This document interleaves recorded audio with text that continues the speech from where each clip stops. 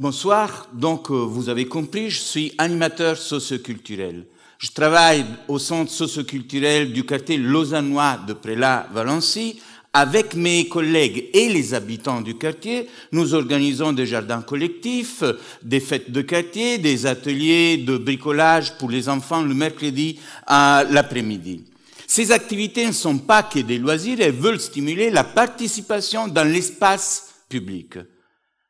Malheureusement, le quartier de Prélat-Valency est connu pour une problématique qui fait que pour la police lausannoise, il est considéré un quartier sensible.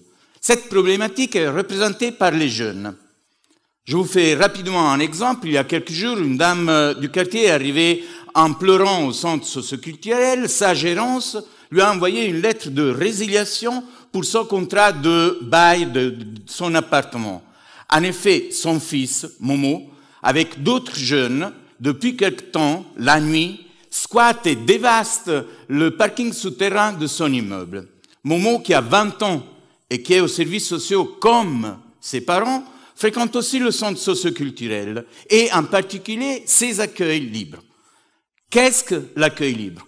Tous les jours, de 17h à 21h, les jeunes du quartier de 11 à 25 ans peuvent se rassembler dans les salles du centre socioculturel pour écouter de la musique, pour jouer au ping-pong, pour discuter avec les animateurs ou simplement pour se poser. Mais voilà, crachats par terre, fumigènes lancés dans les salles, bagarres, menaces et insultes aux animatrices et aux animateurs font que l'atmosphère est assez lourde. Par conséquent, l'équipe d'animation, mes collègues et moi, nous devons souvent prononcer des exclusions et même des fermetures plus ou moins indéterminées de l'activité. Alors, comment faire pour que l'activité d'accueil libre puisse se stabiliser?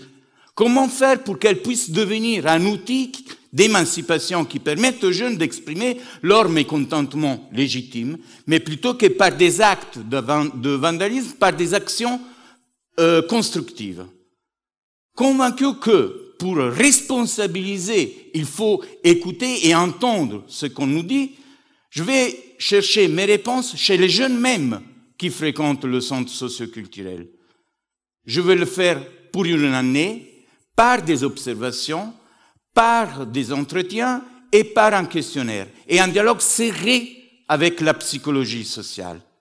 Merci beaucoup pour l'attention. Belle suite.